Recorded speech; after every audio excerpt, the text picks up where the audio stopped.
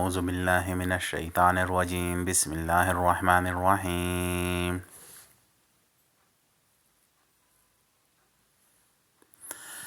صلح حدیبیہ اور ابو جندل رضی اللہ عنہ اور ابو بصیر رضی اللہ عنہ کا قصہ۔ سن 6 ہجری میں حضور اقدس صلی اللہ علیہ وآلہ وسلم عمرہ کے ارادے سے مکہ تشریف لے جا رہے تھے۔ کفار مکہ کو اس کی خبر ہوئی اور وہ اس خبر کو اپنی ذلت سمجھے، اس لیے مزاحمت کی اور حدیبیہ میں آپ کو رکنا پڑا۔ جانثار صحابہ رضی اللہ عنہم اجمعین ساتھ تھے، جو کہ حضور صلی اللہ علیہ وسلم پر جان قربان کرنا فخر سمجھتے تھے، لڑنے کو تیار ہو گئے، مگر حضور صلی اللہ علیہ وآلہ وسلم نے مکہ والوں کی خاطر سے لڑنے کا ارادہ نہیں فرمایا اور صلح کی کوشش کی، اور باوجود صحابہ رضی اللہ عنہم اجمعین کی لڑائی پر مستعدی اور بہادری کے حضور صلی اللہ علیہ وآلہ وسلم نے کفار کی اس قدر رعایت فرمائی کہ ان کی ہر شرط کو قبول فرما لیا۔ صحابہ رضی اللہ عنہم اجمعین کو اس طرح دب کر صلح کرنا بہت ہی ناگوار تھا، مگر حضور صلی اللہ علیہ وآلہ وسلم کے ارشاد کے سامنے کیا ہو سکتا تھا کہ جانثار تھے اور فرما بردار، اس لیے کہ حضرت عمر رضی اللہ عنہ جیسے بہادروں کو بھی دبنا پڑا۔ صلح میں جو شرطیں طے ہوئیں، ان شرطوں میں ایک شرط یہ بھی تھی کہ کافروں میں سے جو شخص اسلام لائے اور ہجرت کرے، مسلمان اس کو مکہ واپس کر دیں، اور مسلمانوں سے خدا نہ خواستہ اگر کوئی شخص مرتد ہو کر چلا آئے تو وہ واپس نہ کیا جائے۔ یہ صلح نامہ ابھی تک پورا لکھا بھی نہیں گیا تھا کہ ابو جندل رضی اللہ عنہ ایک صحابی تھے جو اسلام لانے کی وجہ سے طرح طرح کی تکلیفیں برداشت کر رہے تھے اور زنجیروں میں بندھے ہوئے تھے، اور اسی حالت میں گرتے پڑتے مسلمانوں کے لشکر میں اس امید پر پہنچے کہ ان لوگوں کی حمایت میں جا کر اس مصیبت سے چھٹکارا پاؤں گا۔ ان کے باپ سہیل نے، جو اس صلح نامہ میں کفار کی طرف سے وکیل تھے اور اس وقت تک مسلمان نہیں ہوئے تھے، فتح مکہ میں مسلمان ہوئے۔ انہوں نے صاحبزادے کے تمانچے مارے اور واپس لے جانے پر اصرار کیا۔ حضور صلی اللہ علیہ وآلہ وسلم نے ارشاد فرمایا کہ ابھی صلح نامہ مرتب بھی نہیں ہوا، اس لیے ابھی پابندی کس بات کی؟ مگر انہوں نے اصرار کیا۔ پھر حضور صلی اللہ علیہ وآلہ وسلم نے فرمایا کہ ایک آدمی مجھے مانگا ہی دے دو، مگر وہ لوگ ضد پر تھے، نہ مانا۔ ابو جندل رضی اللہ عنہ نے مسلمانوں کو پکار کر فریاد بھی کی کہ میں مسلمان ہو کر آیا اور کتنی مصیبتیں اٹھا چکا، اب واپس کیا جا رہا ہوں۔ اس وقت مسلمانوں کے دلوں پر جو گزر رہی ہوگی اللہ ہی کو معلوم ہے، مگر حضور صلی اللہ علیہ وسلم کے ارشاد سے واپس ہوئے۔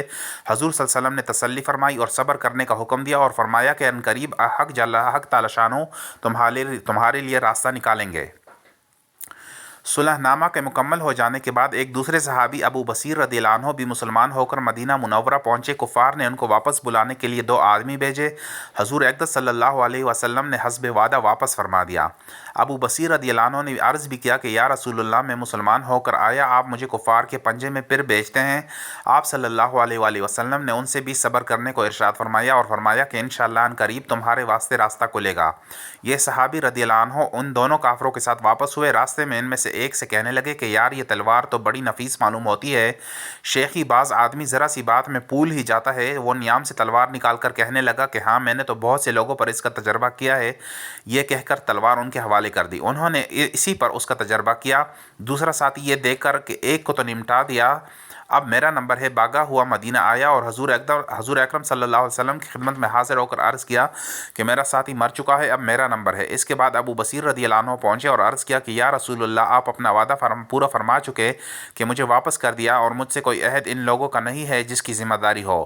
وہ مجھے میرے دین سے ہٹاتے ہیں، اس لیے میں نے یہ کیا۔ حضور صلی اللہ علیہ وسلم نے فرمایا کہ لڑائی بھڑکانے والا ہے، کاش کوئی اس کا معین اور مددگار ہوتا۔ وہ اس کلام سے سمجھ گئے کہ اب بھی اگر کوئی میری طلب میں آئے گا تو میں واپس کر دیا جاؤں گا، اس لیے وہ وہاں سے چل کر سمندر کے کنارے ایک جگہ آ پڑے۔ مکہ والوں کو اس قصے کا حال معلوم ہوا تو ابو جندل رضی اللہ عنہ بھی، جن کا قصہ پہلے گزرا، چھپ کر وہیں پہنچ گئے۔ اس طرح جو شخص مسلمان ہوتا وہ ان کے ساتھ جا ملتا۔ چند روز میں یہ ایک مختصر سی جماعت ہو گئی جنگل میں، جہاں نہ کھانے کا کوئی انتظام، نہ وہاں باغات، نہ آبادیاں۔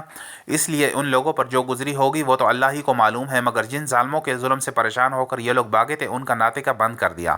جو قافلہ ادھر کو جاتا اس سے مقابلہ کرتے اور لڑتے، حتیٰ کہ کفار مکہ نے پریشان ہو کر حضور صلی اللہ علیہ وسلم کی خدمت میں عاجزی اور منت کر کے اللہ کا اور رشتہ داری کا واسطہ دے کر آدمی بھیجا کہ اس بے سری جماعت کو آپ اپنے پاس بلا لیں کہ یہ معاہدے میں تو داخل ہو جائیں اور ہمارے لیے آنے جانے کا راستہ کھلے۔ لکھا ہے کہ حضور صلی اللہ علیہ وسلم کا اجازت نامہ جب ان حضرات کے پاس پہنچا تو ابو بصیر رضی اللہ عنہ مرض الموت میں گرفتار تھے۔ حضور صلی اللہ علیہ وسلم کا वाला नामा हाथ में था कि इसी हालत में इंतकाल फरमाया रदी अल्लाह अन्हु वारदा हो।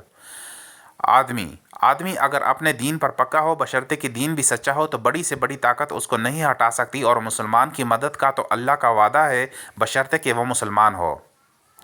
बाकी इंशाल्लाह अगली वीडियो में पढ़ेंगे। हज़रत बिलाल हबशी रज़ियल्लाहु अन्हु का इस्लाम और मसाइब।